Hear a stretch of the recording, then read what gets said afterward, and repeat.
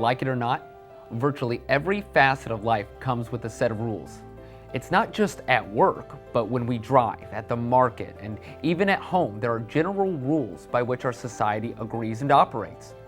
Obviously, we can choose to ignore the rules, but there are consequences for all such actions. The rules that we create in schools and called expectations, they serve two key functions. First, they help to maintain a safe environment which learning can be maximized. Second, they mirror larger societal norms for behavior, setting students up for success outside school. Teachers are very good at predicting the types of problems students are likely to have in different areas and contexts, especially the classroom. As you listen to these JCPS teachers describe the problems they see, you'll also hear a bit of frustration in their voices. We all find misbehavior to be a challenge. Dismissal is a big one for our school because they think they're done with their day and they don't have to follow those expectations. So the bell rings and they think once the bell rings, all rules are off. Yeah. Can't even hear the bell. Switching teachers, special areas, going to different places. Transitioning. Transition. Yeah, the rules are different and the teachers. What about when they're in the classroom? Even transitions within the classroom. Transition from lesson to lesson kind of thing? Or from the carpet to the desk, or the desk to the carpet, or the pencil sharpener, or just. Are there other events in the classroom? Like preferred to non-preferred activities. You have kids that really like math, and then it's time to clean up math and move on to something else. I'll say a peer conflict. Pure conflict is one of them, okay? I would just Other say- people see pure conflict as something that's frequent? Just say not following the rules that have been established by the schools, like going down the hallway quietly on the green line, being on zero level. So just not following the rules that have already been stated. Students walking out of the classroom. Just getting up and walking Leaving out? it. I would say lack of coping strategies when the content gets hard, just outbursts or, just constant, interruption that distracts the whole class. Okay. Like failure to respond to a request from an adult and just not doing what was asked. Failure to respond. Non-compliance. Yes, non-compliant. They struggle with self-management and communication. So things like peer-to-peer conflict, a lot of that starts as play, and then because of the way they communicate, then it turns into a problem. Or walking out of classrooms a lot of times is seen as defiance when it can be fear, it can be anxiety, frustrate, like, you're right, I don't know how to do.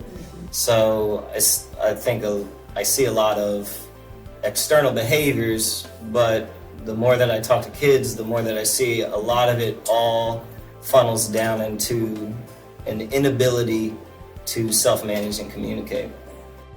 School and classroom expectations start as the basic parameters we set for student behavior. Things like respect for others and being responsible. But instruction requires more explicit examples of behaviors that clarify the expectations. For example, the expectation might be responsible, which is defined as being accountable for your actions. This is taught using examples that demonstrate maintaining control to do the right thing for your well-being and the well-being of your school. This is what we teach to every student, and it is part of the culture of the school. But the expectations are specific to locations or conditions. So we teach students to be to class on time, to keep moving during hallway passing, and to complete their assigned work, all as examples of the be responsible expectation. Further, we can't make the mistake of assuming that students already know the expectations, even though it may be patently true that they should. It goes back to they don't know how to use their words, and they know how to use their hands, and they know how to get their attention, and that's the easiest way they can get your attention. Yeah. Or they're horse playing. And then it gets serious. turns into, oh, you crossed the lines, and now we're really going to fight. Yeah. From our kindergarten students, we have a lot of kindergarten students that are fighting and striking adults. And that's their only way of dealing with the trauma. Or if they're not fighting adults, they're going through the room and just will look you in the face and just destroy the property as they're looking you in the face. These are little kids. Little kids. I teach kindergarten, and a lot of the little ones, and it's not like the whole classroom, but there's a handful of students that, like they're saying, they don't have these coping strategies. They've never been in a social setting. A lot of them have never been to preschool. They've come straight from their home. they've maybe not gone to church or any social setting where they've had to sit still for a little while and listen to their teacher, and they don't know how to sit still and keep their hands to themselves, or look and listen to their teacher. It's really a struggle to just try to keep their attention, to try to teach them anything, and then they get frustrated when they're not listening, and then it's just kind of a cycle. So just to try to keep their attention and maintain their attention, and you do have to build up stamina at the beginning of the year. You have to, just set it, just do 5 minutes at the carpet, and you have to switch back and forth. You have to, as a teacher, figure that part out. But just our children, our little ones that are coming in, are lacking a lot of the skills. It is critically important that all school-wide and classroom expectations be tied to larger conceptual expectations. That is, whenever we talk to a student about what we expect, we should frame it as connected to one of the larger school expectations that have been taught as part of PBIS.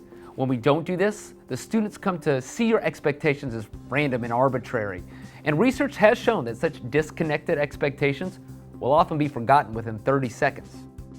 Well, and I think it's important that we stress to the teachers the importance of teaching behavior, because a lot of times when they get to 3rd or 4th grade, the teachers will, they already know what to do. But that's the problem. It's like if they make a mistake in behavior, you're going to, a lot of times, yell at the child, correct them. If you make a mistake in academics, you're going to say, okay, oh, I see where you made the mistake. Let me show you where you need to fix this problem. And we're not translating that back to the behaviors, because they automatically just assume with behaviors, oh, they already know how to do it, so I don't have to keep teaching it and reteaching it and talking about it and doing it. Oh, and that's right there is the reteaching, because we teach it really hard at the beginning of the year, and we're never revisiting it after extended breaks. And Lord knows what they have in those 2 weeks that they're dealing with. And I think sometimes we say, like at our school, we have expectations that are common for common areas, and the kids can recite them like this, but you would go and say, hey, what does it mean to be respectful to others? And they have no idea. What does it mean to be responsible for your actions? So like we broke it down and we did, like a vocabulary lesson in the Freyer model, and they had to show and draw illustrations. And I think, a lot of times we think behavior and academics are separate, but you can literally teach them in the same way. And if you don't have the behavior in place, you're never going to get to the academics.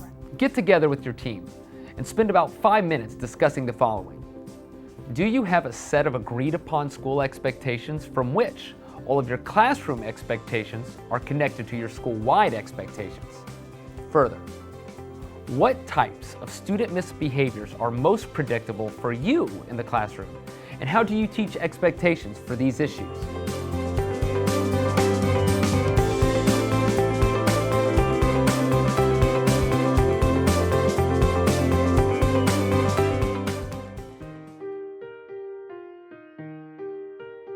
It's likely that all teachers have at least some expectations that are communicated to students.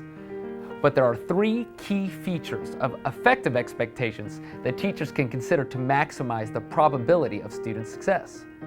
Let's take a look at each of these. Effective expectations are taught in a positive manner, teaching the student what we want as opposed to what we don't want. While this seems reasonable, expectations for behavior are very often written in a negative manner. No running, no talking, no hitting. This is not the way we teach academics. You would never see a teacher say, on the board are 10 incorrect answers to this problem. Memorize them all. It makes far more sense to simply tell the students what we want them to do. Or like if you're talking about playground rules, not just talking about it in the classroom, because they're not thinking about what's happening on the playground. Actually physically going to those places and modeling what you want, instead of just talking about it with them sitting in their seats and getting them to redo it when they do it wrong. Our second consideration is in regard to the total number of expectations.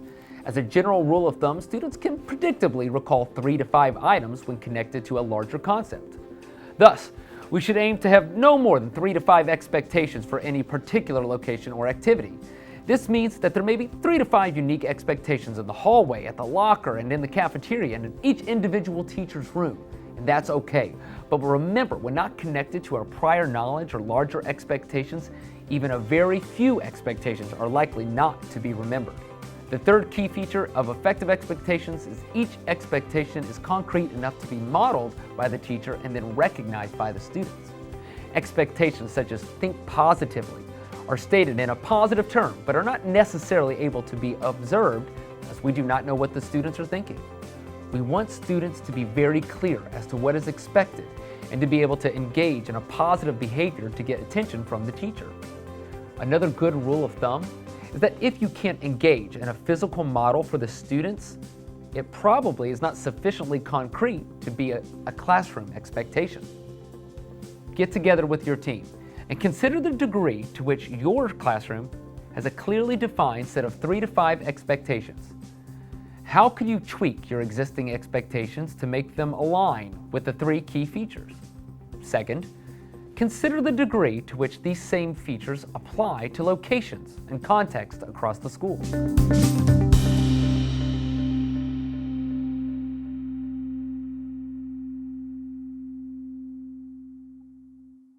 Teaching expectations involves the same set of effective instructional procedures as any other type of teaching. It starts with an explicit description that connects back to school-wide expectations or prior learning, that provides modeling with opportunities for student engagement and guided practice. Again, regardless of whether you're teaching math, reading, social skills, or the basics of your expectations for quiet work time, effective instruction is the same. Take a look at the following examples and see if you can spot these effective components in each. What was our goal? What was our goal? What was our goal? What was our goal? Look up there. Who can tell me what our goal was today? What was our goal? Complete our schedule and stay on task. Let's review up here. Ready? In green, I want my girls to read.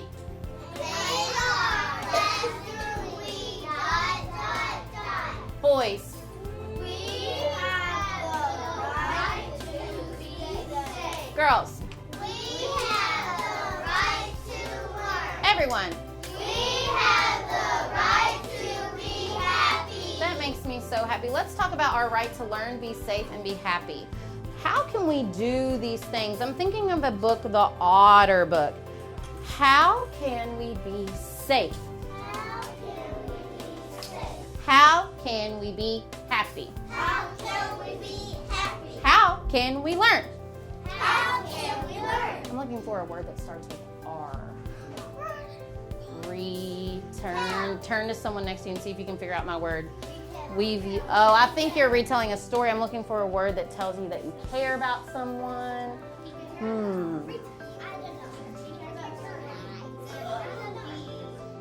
We just talked about respect, and here are all the words we said that show someone that they respect you and that you respect them. Why is it so important that we're quiet when we're in the library? Why do you think that's an important thing, Jason? Because people concentrate to read. That's exactly right. You have to concentrate to read. It's really hard to hear what you're reading when someone is talking near you. Anyone else have a good reason that they think it might be important for us to be on a level 0 when we're in the library, Terry? Because it's always quiet in the library. That is just the way it is. Is that what we hear sometimes? Especially if you're in a public library. We talk sometimes in here. If we're working or doing group or partner work, sometimes we talk. But most of the time, if someone's not said something to you, you should always know that what is our level? Can you show me with your hand? That's exactly right. I love it. I find what works better for me is making sure that the kids understand that they have a choice in whatever happens. So I'm like, look, you can choose to have a good day, you can choose to have a bad day. That's on you. So I find that works best, especially with my EBD students, because I'm not sure how their interactions were with other teachers or their families at home or whatever the case may be. It always seems to roll around every time I have a personal conversation with them. They don't have power or control over a certain situation or something that's bothering them. So I let them know, I give them a choice. Like, look, you can choose to not do the work. That's your choice. But when you don't get the results you're looking for, that's on you. That's not on me. If they can see that it's their choice to whether they can have good behaviors or not, whether they can be respectful or not, like I kind of alluded to earlier, it's all on making the kids take responsibility for their behaviors. Because a lot of times, especially what I've seen with a lot of the teachers that have been set in their ways, have been doing the same thing for years and years, it's that whole my way or the highway strategy. And then it looks like you're punishing them.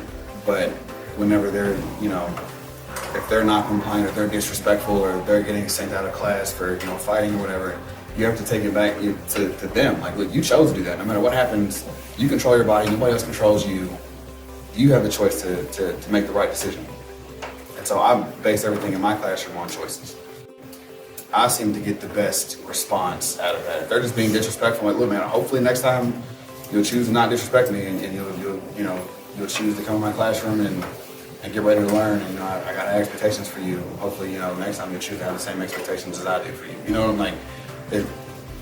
I like to instill in them that everything you do is a choice. It's all about your choices, and it's helping them see that they can make positive ones. Because some of the kids, they've been beaten down so long, or for so many years, they think that they can't do it. They can't do it. You can make the right choice starting today.